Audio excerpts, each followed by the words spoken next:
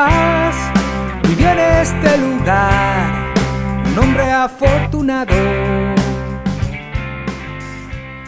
Bienvenidos a un nuevo programa radiofónico que la Asociación Distrofia Facio-Escápulo-Humeral FSHD Spain está realizando en Radio Jabato. Como siempre, nos acompañan nuestros guías, Dani y Adolfo, y daremos paso a Adolfo. ¿Por qué? Pues porque, como estáis escuchando, está sonando la música que él ha tenido a bien componer y además donar toda la recaudación que se haga para conseguir una de las cosas que además hablaremos en este programa. Muchas gracias Dani, muchas gracias Adolfo por estar ahí y te paso como siempre los mandos de la nave, Adolfo.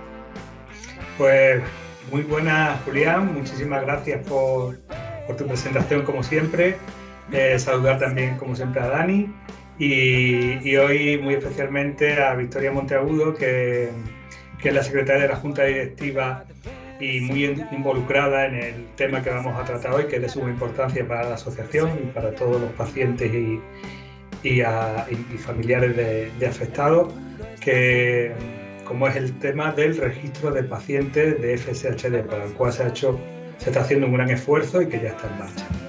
Entonces, muy buenas, Victoria, ¿cómo estás? Hola, muy bien, gracias por darme la oportunidad de estar aquí hoy contando el tema del registro. Muy bien, y sin más dilación, porque es un tema muy interesante y que queremos atacar con muy directamente, ¿qué es el registro de pacientes de FSHD? A ver, yo os voy a contar lo que es el registro de pacientes, lo comentaba antes, en lenguaje de paciente. Yo no soy ni médico ni tengo formación sanitaria. O sea que lo voy a contar en un lenguaje que sea asequible para todos los pacientes. ¿Qué es el registro de pacientes FSHD? Es una base de datos que recopila de manera estructurada y sistemática información de tipo clínico, genético y sociodemográfico de las personas con FSHD. ¿Esto qué quiere decir? Esto quiere decir que va a tener información de los niveles de afectación, información del estado médico, de la genética de las personas con FSHD. Va a tener también información demográfica del tipo el código postal o la edad o el género, eso también. Y lo que no va a tener son datos personales identificativos de las personas. No va a tener nuestros nombres, no va a tener nuestros números de teléfono, nuestras direcciones, nuestros DNI. O sea, no tiene información personal que nos identifique, tiene simplemente pues, información, lo que decíamos, demográfica. Al final lo que queremos es recopilar los pacientes con FSHD y su información clínica. ¿Vale? Esto es lo que sería el registro. Ha quedado muy claro.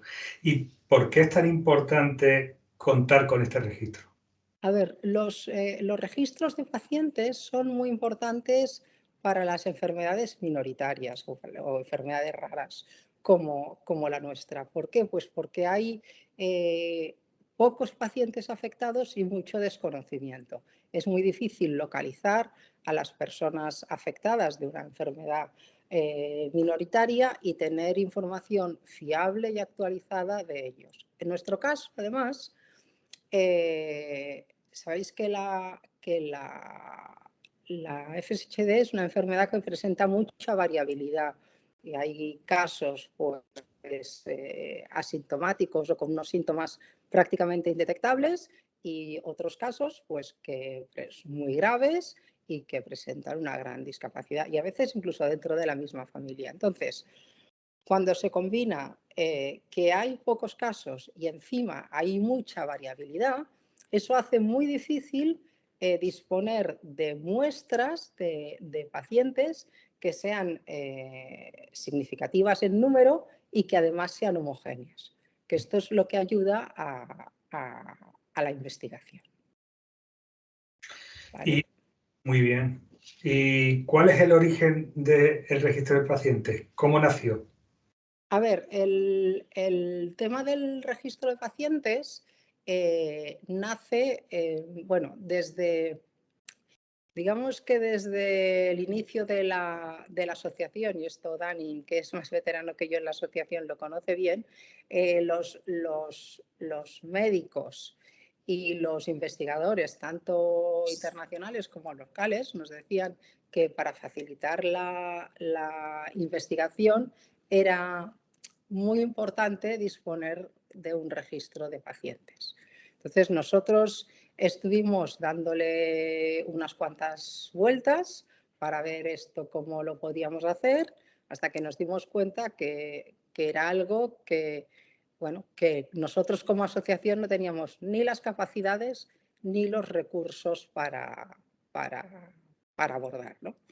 Entonces, dimos allá por el año 2022, dimos con el CIBERER, ¿vale? El CIBERER es el Centro de Investigación Biomédica en Red para Enfermedades Raras, que es una entidad que depende del Instituto de Salud Carlos III, que a su vez depende del Ministerio de Ciencia e Innovación en Universidades. O sea, estamos hablando de una entidad pues, potente y con todas las garantías, ¿vale? Entonces, ellos nos contaron que tenían un registro de pacientes con enfermedades raras, que se llama GENRARE.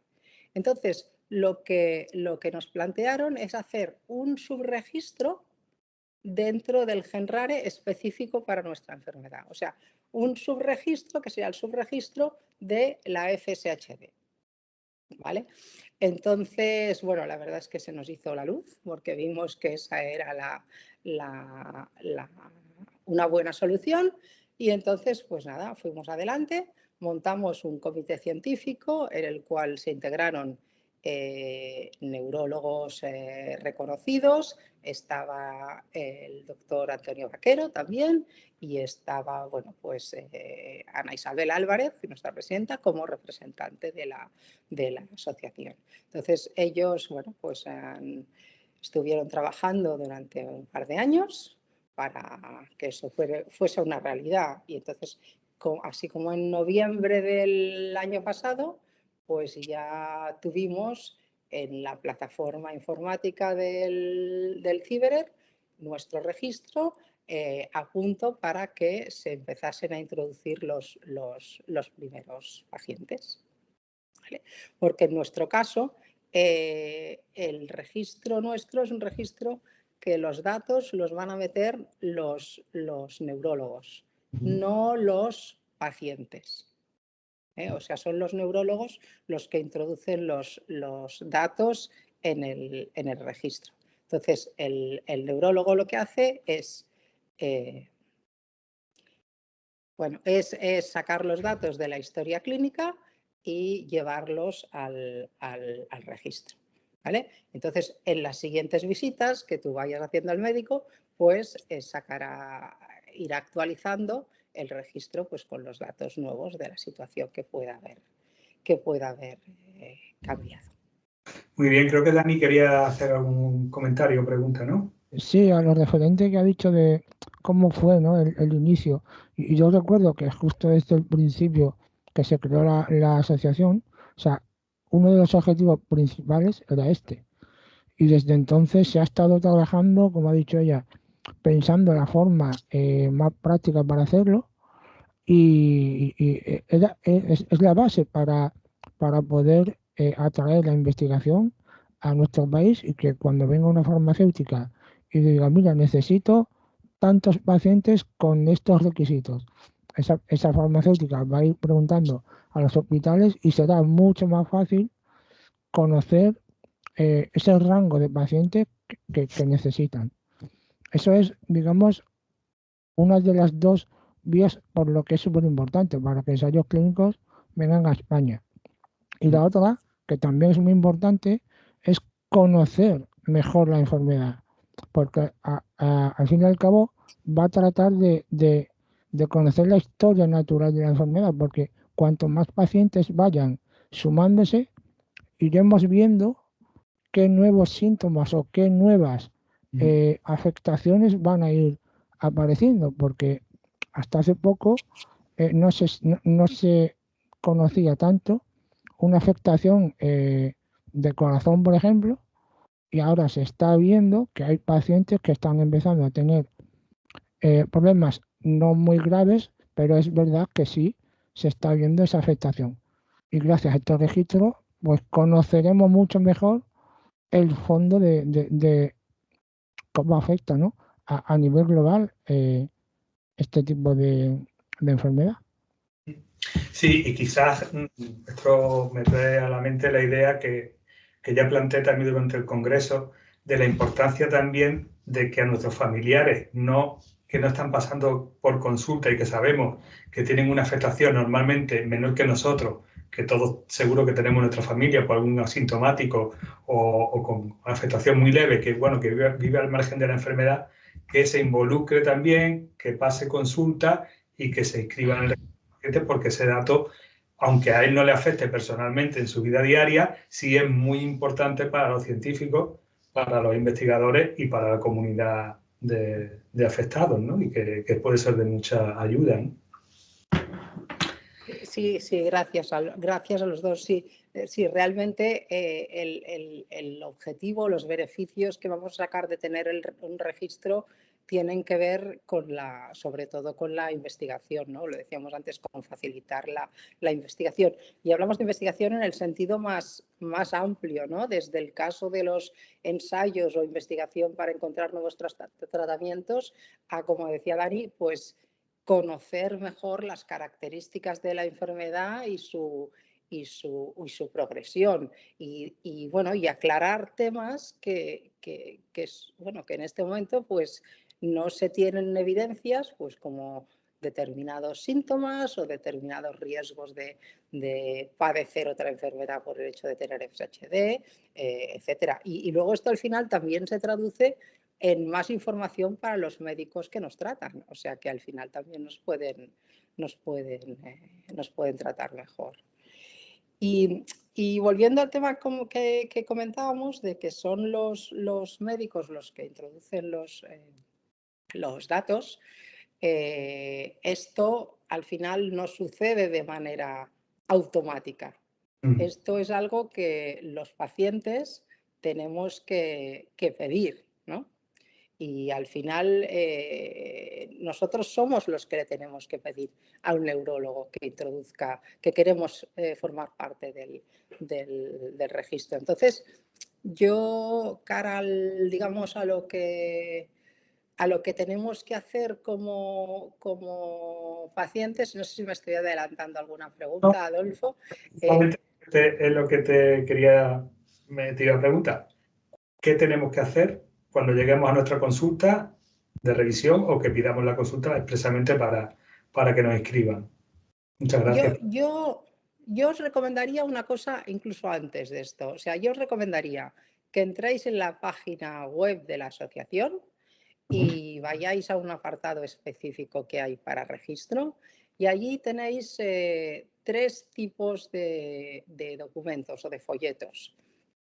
Uno es para pacientes, entonces yo os recomendaría que os descargaseis ese folleto, lo leyeseis. Es un tríptico, es una cosa que se lee en unos minutos, que básicamente explica lo que estamos contando aquí, pues con un poco más de detalle y un poco mejor organizado. Entonces, leeros ese folleto para que realmente pues ver que queréis estar y que formar parte de este registro. Y luego hay otro folleto que también os pediría que os descargaseis y os llevaseis el día que vayáis al neurólogo, que es un folleto para los neurólogos, ¿vale? Y que ahora os cuento un poco lo que es. Entonces, nos leemos el folleto para estar informados, entonces vamos a la consulta del médico y le decimos al neurólogo que queremos formar parte del del registro de pacientes de FSHD de España. Entonces, pueden suceder dos cosas. Si el neurólogo está familiarizado con el registro, lo que él hará es darnos un papel que es un consentimiento informado, que es donde autorizamos que nuestros datos, los datos que comentaba antes, formen parte del registro. Y a partir de allí hemos dado el consentimiento. Pues el médico ya, pues cuando se termine la visita, cuando sea, entrará en nuestra historia clínica y sacará los datos y los meterá en el registro. ¿Qué pasa si el médico dice que no conoce o que no sabe de qué le estamos hablando? Pues entonces el folleto que hemos dicho que es para neurólogos, ese es el que hay que darle. Porque entonces el médico tiene que pedir, allí tiene las instrucciones de lo que tiene que hacer para que le den de alta, para que le den acceso al registro de pacientes y poder él meter los pacientes en el registro una vez le hayan dado la autorización. ¿Vale? O sea, llegamos a la consulta, le decimos al médico que queremos formar parte del registro, él nos hará firmar el consentimiento informado y a partir de allí pues ya él introducirá los datos. Y si no tuviera en ese momento acceso al documento para que nosotros no nos pudiera entregar en ese momento el consentimiento firmado, intentar emplazarlo a que lo tenga preparado en un día posterior o que nos diga pasa dentro de una semana o puedo pasar dentro de unos días a firmarlo para que usted lo vaya buscando, ¿no? Sí, y se puede firmar de manera electrónica y tal. Bueno, luego ya aquí cada hospital tiene sus reglas, ¿no? Pero en principio algún paciente ha comentado que lo ha firmado de manera con la firma electrónica. O sea que bien. Bien, muy bien. Pues si queréis, no sé si Dani o Julián quieren hacer otra pregunta en este sentido o damos paso a algunas consultas que nos han hecho miembros de la asociación también para en este sentido, dudas que tienen respecto a cómo actuar cuando llega a consulta o cosas que le han pasado. ¿Lo vamos con ello? Vale. De acuerdo, pues mira, Pilar Gómez de Pinto, en Madrid, nos comenta que estuvo a principios de mes en su neuróloga del Hospital de Getafe, le entregó el papel de registro, le comentó que haría todo lo posible para intentar hacerlo en dicho hospital, que no está activo, y quedó en llamarla para decirle si había podido hacer algo. Su pregunta es, en caso de que no haya podido activarlo, ¿dónde podría dirigirse su doctora para hacer más fuerza?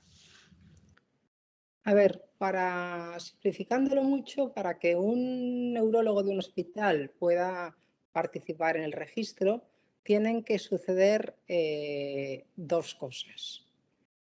Que el comité de ética de su hospital tenga aprobado el proyecto de Genrare, del proyecto del CIDER con Genrare, y luego que el neurólogo haya pedido y le hayan aprobado el acceso al registro de Genrare, ¿vale? En el caso de que el hospital, el comité de ética del hospital tenga aprobado el proyecto, la aprobación para el neurólogo es prácticamente automática, ¿vale? O sea, aquí lo que puede ser más difícil es que si el comité de ética del hospital no tiene aprobado el proyecto de Genrare, pues al neurólogo no le van a dar acceso. O sea, porque tienen que suceder, como os decía, las dos cosas. Entonces, ella, su doctora, donde tiene que hacer fuerza, si realmente el hospital no tiene aprobado el proyecto de Genrare o del CIBER, es a su hospital. Para que entre. Para que entre. Entonces, en el folleto, de todas maneras, hay una dirección de correo, ¿vale? A donde dirigirse del CIBER, donde le pueden dar pues toda la información más detallada. Es, a ver si es genrare@ciberer.es, pero bueno, que lo tenéis allí en el folleto. Muy bien. Y después Inma Rivas nos pregunta, Buenos días. Quisiera preguntar cuando hablemos con nuestro neurólogo, ¿saben ellos dónde tienen que entrar para hacer el registro y cómo obtener el consentimiento para firmarlo nosotros y dónde deben enviarlo? Pues es un poco lo mismo, ¿no? O sea, en el folleto explica cómo tienes que pedir el acceso, entonces, bueno, pues a partir de allí ya se lo explicarán. Hay además se grabó una sesión de formación para se dio una sesión de formación para todos los neurólogos, lo organizó el CIBER, esto fue en noviembre, y en ella, bueno, pues se explicaba un poco cómo se tenía que pedir el acceso, cómo se tenía que meter los datos, un poco. Entonces, esta sesión está grabada y la gente del CIDRER les puede dar acceso para que lo vean.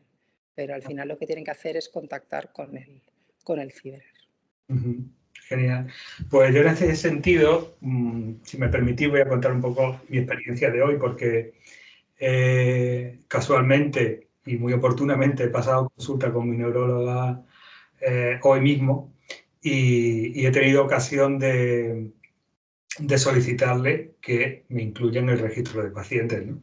Entonces, su primera respuesta ha sido de decirme que, bueno, pues que estaban, que no lo conocían a fondo, que todavía no habían empezado no habían introducido ninguno otro paciente, entonces estaba un poco fuera de lugar.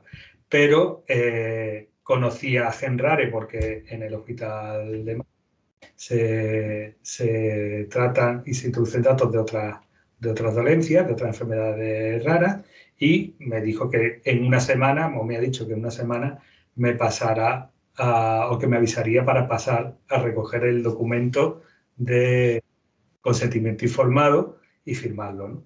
Entonces, que incluso, como tú dices, lo podría hacer electrónicamente y nada, y simplemente que lo importante, lo que quiero decir con esto es que es muy importante que nosotros tengamos la iniciativa durante la consulta de revisión de solicitarlo, porque con la cantidad de trabajo que tienen los neurólogos y la importancia que dan a lo que es la parte clínica, pues a lo mejor este tema no va a salir si nosotros no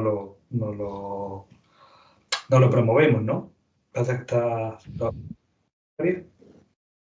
Bueno, y sí, y es un poco lo que decía antes, o sea, esto solo no se va, o sea, no es automático, hay que pedirlo, tenemos que ser nosotros los que insistamos en pedirlo y bueno, y firmar el consentimiento informado. A ver, el tema que comentábamos antes, el tema de que sean los neurólogos los que introduzcan los datos en el registro, esto, a ver, tiene una parte muy buena y es que asegura la calidad de los datos, la precisión y demás, ¿no? Porque al final ellos son profesionales. Y esto los laboratorios farmacéuticos lo valoran mucho porque bueno, pues al final para ellos son datos mucho más fiables que si es el propio paciente el que los mete, y no porque vayamos a mentir, sino simplemente pues por falta de conocimiento por parte del paciente. Entonces, tiene esta parte buena, pero luego tiene el problema de que, bueno, pues los médicos todos sabéis cómo van de cargados de trabajo, ¿no? Entonces, bueno, pues desde la asociación estamos bueno, los médicos nos han pedido ayuda y lo que estamos haciendo es, bueno, pues recaudar para poder financiar gente que ayude a los médicos a introducir los datos. Que eso quizás también se lo podamos trasladar a nuestro neurólogo para un poco tranquilizarlo, ¿no? En este sentido, ¿no? Sí. Muy bien. Y Dani creo que quería comentar algo, ¿no? Sí, a mí me ha surgido una duda a raíz de todo esto y es que yo intuyo que los grandes hospitales les sonará, pero lo normal es que yo me pongo en mi caso, por ejemplo, yo vivo en un pueblo pequeñito de la provincia de Badajoz y bueno, yo hace 2 años que no paso por el neurólogo por distintos motivos. Pero claro, lo que yo creo es que lo normal es que en hospitales más pequeñitos o más no tengan ni idea de esto. Es lo que supongo. Entonces, si yo me planto en mi neurólogo y le digo, oye, mira, hay esto, y no hay ninguna posibilidad de que ese hospital, porque es un hospital pequeño o porque tal, no pueda entrar en el ciber, en el Genrare para poder acceder a él, ¿cuál sería la solución? O sea, pedir un traslado a un hospital más grande, por ejemplo, en Mérida, Badajoz o Cáceres, o si tú insistes, ese hospital es viable que acepte entrar en el registro. No sé si me he Sí, explicado muy bien. te has explicado perfectamente. Lo que no sé es si yo te voy a saber contestar a eso. O sea, porque, o sea, no lo sé. No sé hasta qué punto el hospital pues va a tener no sé cómo decirlo, La capacidad, ¿no?, de la meterse ahí. capacidad y la disponibilidad para meterse en un tema de este estilo. Sí que es cierto que los que todos tienen acuerdos con el Genrare y aprobado por todos los comités de ética son los CESURES, ¿no? Los centros de referencia.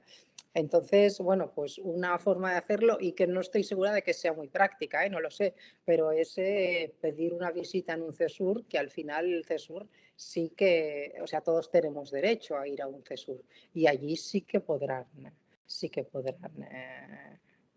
introducir tus datos, o sea, ahí sí tendrán acceso seguro. No sé si te he resuelto mucho, de todas Sí, maneras. es más o menos lo que sabes que allí vas seguro, que allí vas a poder hacerlo.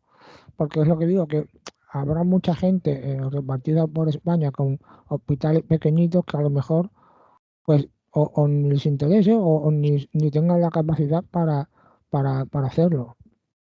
En este sentido, recuerdo que durante el congreso anterior, el congreso del año pasado, en la ponencia de María Guardiola, creo que era, bueno, Guardiola seguro, Sí, de Genrare, presentó un mapa de España con los centros en los que estaban colaborando ya o estaban incluidos en Genrare. Quizás entrando en la página de FSH de Spain y viendo esa ponencia que está colgada, que está publicada ahí, y es muy interesante, que también da mucha luz sobre lo que estamos hablando, pueda uno ubicarse de qué centro le pilla más cerca, por decirlo de alguna manera, para solicitar ahí su inclusión, ¿no? Y bueno, quizás también lo primero sea, evidentemente, solicitar que su centro Claro. se incluya, ¿no? Julián, ¿querías comentar algo? Sí, al respecto, ¿no? Porque, claro, me deja un poco, pues seguramente es el desconocimiento que tengo yo sobre el tema, ¿no? Porque, claro, al vivir en Madrid y tener los hospitales que tenemos, no entiendo muy bien lo que comentaba Dani, a lo mejor, ¿no? En el sentido de que si todo esto es un formulario, por así decirlo, telemático que se hace a través de una red informatizada, eh, claro, no sé si un hospital pequeño que está dentro de esa red, dentro de la red de la salud, ¿no?, estatal, no entendería que no pudieran realizar ese registro, ¿no?, desde cualquier hospital, por muy pequeño que fuera, ¿no? Entonces, no sé si dentro de la experiencia que tenéis me podéis un poco aclarar esto porque me quedaba un poco loco. No, a ver, el tema, Julián, no es tanto de tema de infraestructura o de acceso o de recursos, digamos, de tecnológicos. El tema está en que el hospital tenga el acuerdo, o sea, el comité de ética del hospital haya firmado un acuerdo con el ciber. O sea, esta es la parte que puede ser más pues más complicada, ¿no? Porque si es un hospital pequeño que tiene pocos recursos en cuanto a recursos humanos, gente que que se pueda dedicar a estas cosas, que a lo mejor, pues, oye, de pacientes de enfermedades raras, pues ven menos porque los derivan a otros sitios. Entonces, que no entre, digamos, dentro de sus prioridades, pues el tener estos acuerdos estos acuerdos con gente pues como el Ciberer. Y estoy hablando como, es una opinión, no tengo ninguna evidencia de que sea eso, ¿no? Pero es lo que pienso que puede suceder. Sí, y puede ocurrir que incluso que haya hospitales que no tengan comité ético para firmar ese acuerdo, o debe de tenerlo todo hospital. No lo sé. No sé. Te volvería a contestar lo que a mí me parece, pero yo entiendo que sí, yo entiendo que todos los hospitales tienen. Pues entonces, digamos, apretar un poquito para que esas dos partes, que son ciber Exactamente. y firmen ese acuerdo. Eso es, y eso sería lo suyo. Y el plan B de ir a un centro más grande, pero eso sería, pienso yo, más un plan B, ¿no? O sea, decir si esto pues se está alargando o no hay una convicción en el hospital de hacer esto. Muy bien. Pues a modo de resumen y por incidir en lo fundamental, aparte de cualquier cosa que quieras comentar además, ¿cuál es el mensaje que tenemos que enviar a los pacientes y afectados de FSHD de cara a la inclusión en el registro de pacientes? A ver, una cosita más antes que sí que quería contar, muy cortito, es que al final tendremos el registro que, como hemos dicho, pues lo que va a servir es para ayudar a la investigación, tanto a nivel nacional como internacional. Entonces, ya tenemos el registro con, bueno, pues un montón de pacientes metidos, con muchos datos. Cuando alguien quiera hacer un proyecto de investigación utilizando información de nuestro registro, ¿qué es lo que sucede? Ellos pedirán el acceso y es el comité científico asesor del registro el que tiene que dar la autorización para que esos datos se utilicen en una investigación. ¿Vale? Esto que al final todo, aunque ya hemos dicho que datos personales no tiene, aún así el comité científico asesor es el que tiene que dar la autorización para que esto suceda. Y otra cosa que creo que antes de entrar en el programa comentamos, ¿no? que creo que estimabas conveniente hablar sobre ello, es sobre quién custodia los datos, ¿no? de los pacientes. Correcto, o sea, el hecho de hacer este proyecto, bueno, de que lo esté haciendo el Ciberer dentro del marco de Genrare, al final supone aprovecharnos de todo el conocimiento, tanto científico como operativo como tecnológico, pero además supone que tenemos todas las garantías en cuanto a cumplimiento normativo, ley de protección de datos, custodia de los datos, seguridad, etcétera, ¿no?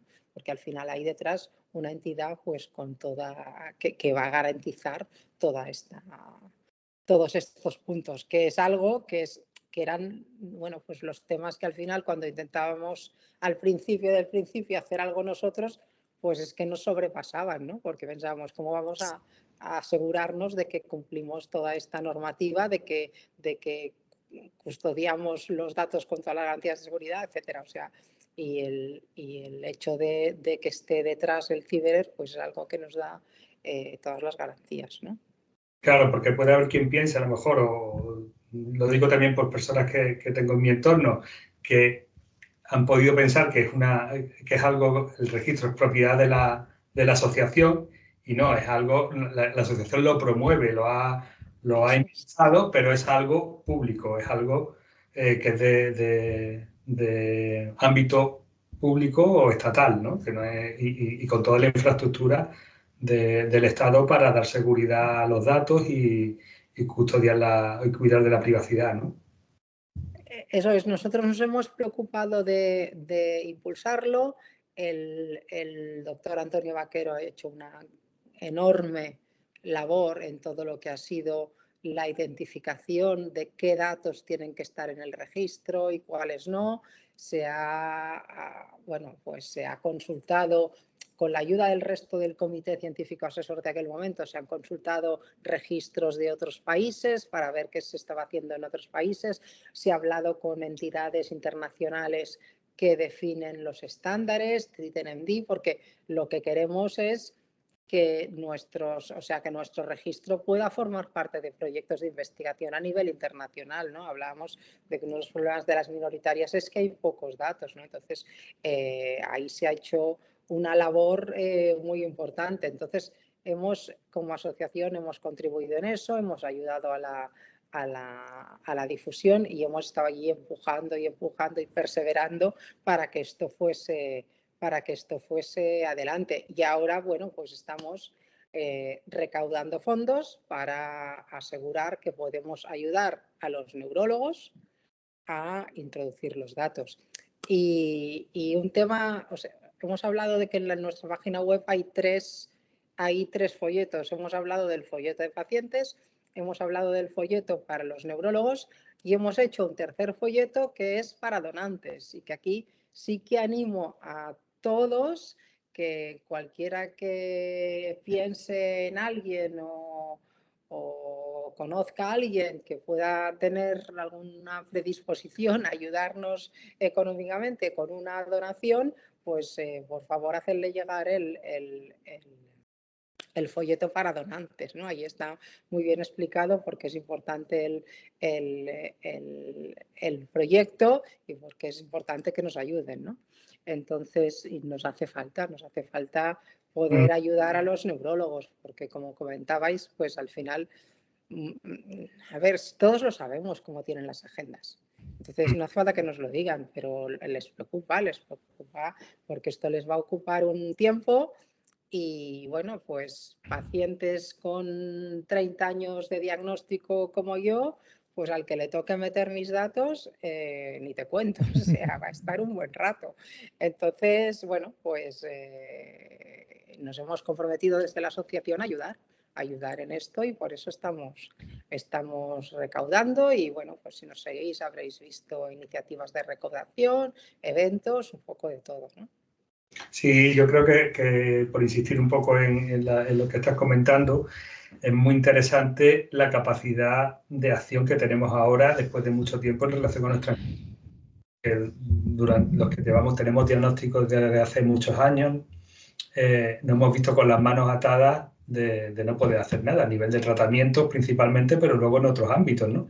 Y ahora tenemos la suerte de que podemos luchar por alcanzar la cura o el tratamiento pronto. ¿Cuál es nuestra principal herramienta? Acudir a consulta que nos incluyan en el registro de pacientes, a los pacientes que están en nuestro a los afectados que están en nuestro entorno, sean asintomáticos o no, también decirles lo importante que es.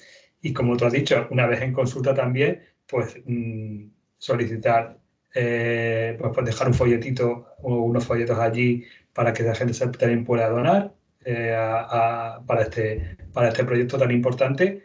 Y eso, que tenemos una responsabilidad también como pacientes, y algo que podemos hacer, ¿no? Es muy interesante. Absolutamente, absolutamente. Esto al final lo tenemos que empujar, y estamos en un momento súper esperanzador, muy emocionante. Están empezando a venir ensayos, ¿no? Pues lo que decíamos, los que llevamos muchos años, es que no veías investigación ni ningún resultado, ¿no? O si había investigación, eran resultados que como que no nos llegaban, ¿no? Ahora estamos viendo ensayos para tratamientos que pueden curar la enfermedad. Entonces tenemos que hacer todo lo que esté en nuestras manos para que esto vaya adelante con la mayor fluidez posible, ¿no? Claro, y que si hacemos todo lo posible, todo lo que esté en nuestras manos, pues de aquí a 1 año, 2 años, habrá un registro de miles de pacientes que será muy interesante, tanto a nivel de que las farmacéuticas pueden coger ahí información, como para acudir a personas para que se traten, ¿no? Y para que digamos a pacientes potencialmente interesantes para su tratamiento, ¿no? Que están ahí a la vuelta de la esquina. Sí, ojalá. Sí, porque además cada vez son más precisos los ensayos y van a elementos, o sea, se irán sofisticando cada vez más, ¿no? Entonces, lo que decíamos, el tener una muestra homogénea y de un tamaño significativo es muy importante. Por eso los laboratorios les interesa mucho que haya registros y que además sean compatibles unos con otros y demás. O sea que, bueno, yo creo que, a ver, este proyecto es muy importante para la asociación y es muy importante para todos. Y por eso le estamos dedicando mucho esfuerzo, la verdad. Pero bueno, ahora se ven resultados. Ha sido duro los 2 años que hemos estado allí, pues venga y venga y venga, pero ahora ya se ven resultados. Y ahora a la vuelta de la esquina tenemos el próximo congreso, que también a lo mejor Dani nos puede hablar un poquito, también Victoria, de que se hablará también del registro de pacientes, como no puede ser de otra manera, ¿no? Durante el congreso.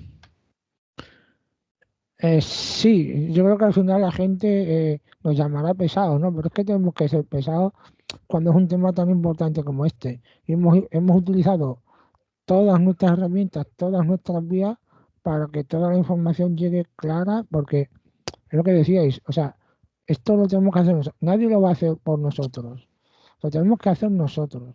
Entonces, cuanto más claro quede y cuanto más información se dé, más fácil será para todos poder acceder a este objetivo, ¿no? Y como dices, el registro, vamos a hablar de él en el congreso que queda un poquito más de un mes, y bueno, avisar a la gente que no se haya registrado todavía, que lo haga, que en una semanita o así cerraremos inscripciones y, y bueno, que hablaremos del registro, hablaremos sobre nutrición, un tema muy importante también, hablaremos sobre salud ósea, hablaremos sobre investigación, uno de los últimos ensayos clínicos de Ability que nos contaron de primera mano cómo va. Habrá actualización de la investigación y un montón de cosas más que, bueno, estamos deseando ya que llegue. Y estará también nuestra madrina, ¿no? La doctora Por Belayer. supuesto, está la doctora Belayer que también nos contará novedades en el tratamiento y cómo enfocar esa diana, ¿no? Que es Dux, para poder encontrar una solución. Sí, que yo creo siempre es muy inspiradora su presencia. Para mí, por lo menos, creo que para mí hace 2 años lo fue y creo que es muy valioso el tenerla. Sí, es muy cercana y es como el paciente se encuentra con la persona que descubrió la causa de su enfermedad y que la tiene delante para poder preguntarle, porque como digo, es muy cercana y puedes hablar con ella y te va a dar una masterclass de todo esto, ¿no? Entonces es muy enriquecedor para el paciente tener a alguien como ella y acceder de una manera tan natural y tan personal que es un lujo, la verdad, para nosotros contar con ella. Sí, sí. ¿Qué día es? ¿Qué día será el congreso? Pues el día 4 y 5 de abril, sí, animo a la gente que siga nuestras redes, que está la información en la página web también, en la web del congreso tienen el programa y bueno, cualquier duda que nos escriban a congreso@fshd-mediospain.org y resolveremos todas sus dudas. Muy bien.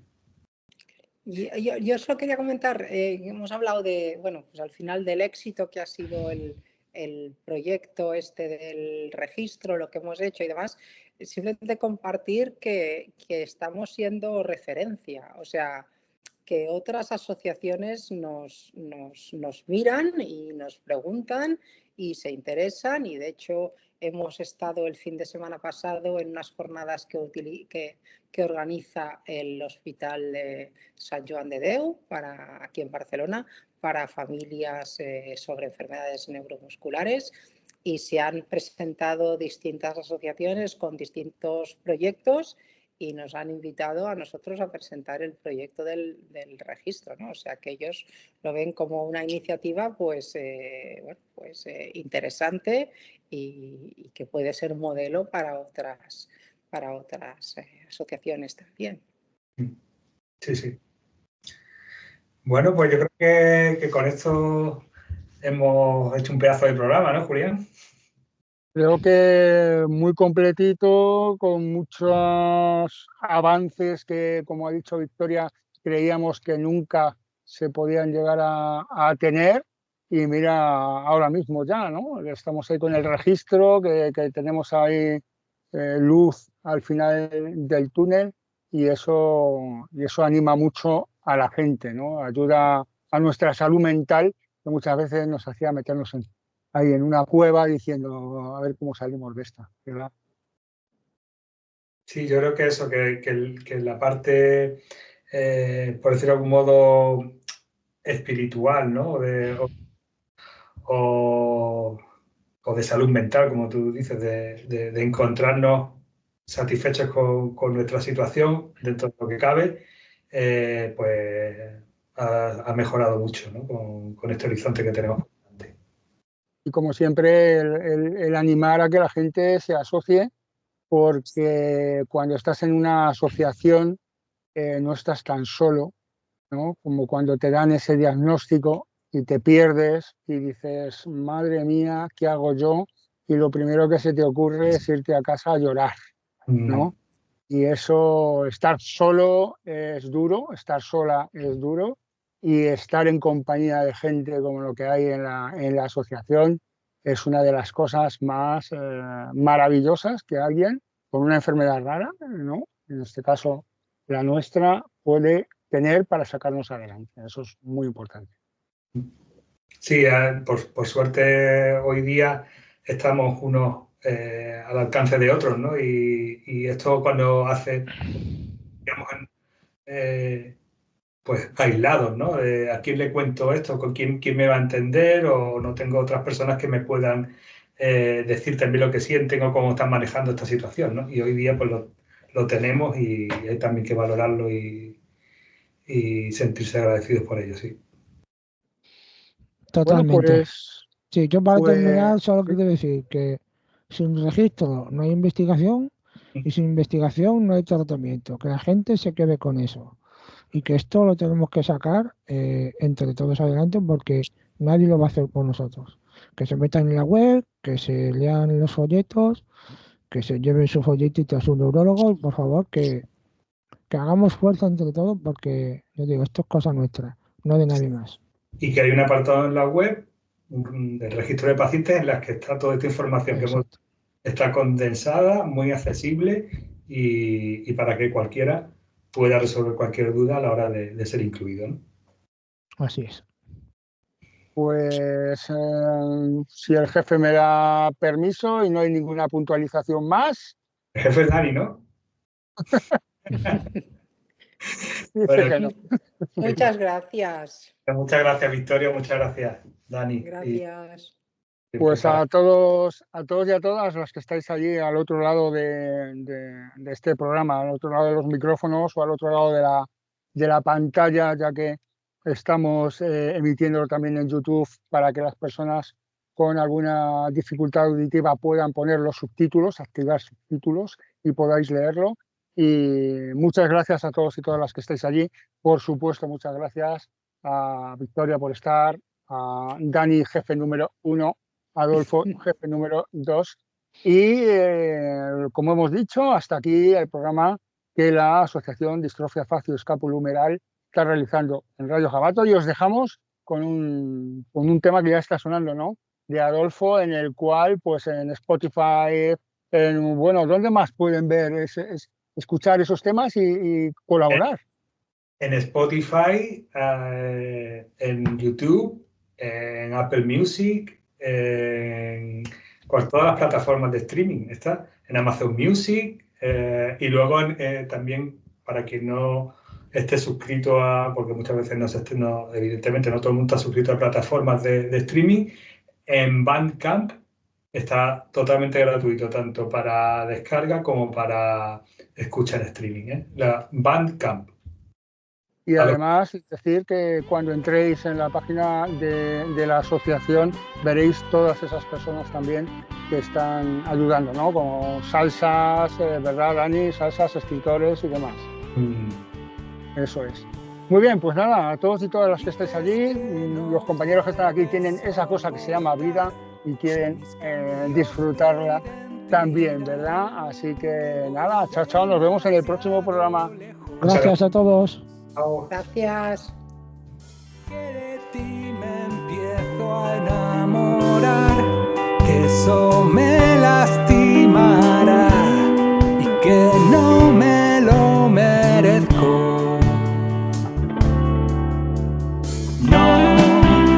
No dices la verdad, te cuesta respirar cuando yo estoy por medio.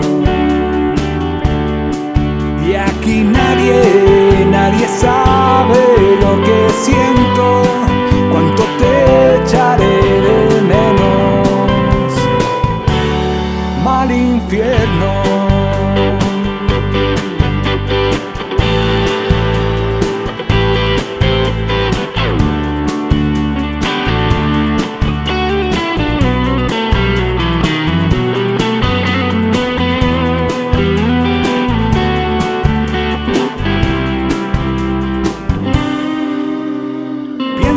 Que si no te alejas ya, dañaré tu integridad. ¿Crees que ya no te convengo? Soy un riesgo para los demás, que te arrastro a hacerlo mal y que no tengo remedio.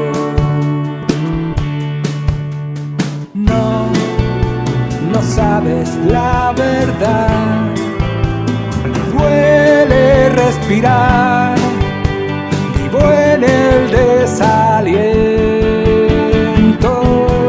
porque a nadie importa si desaparezco, nunca me echaréis de menos.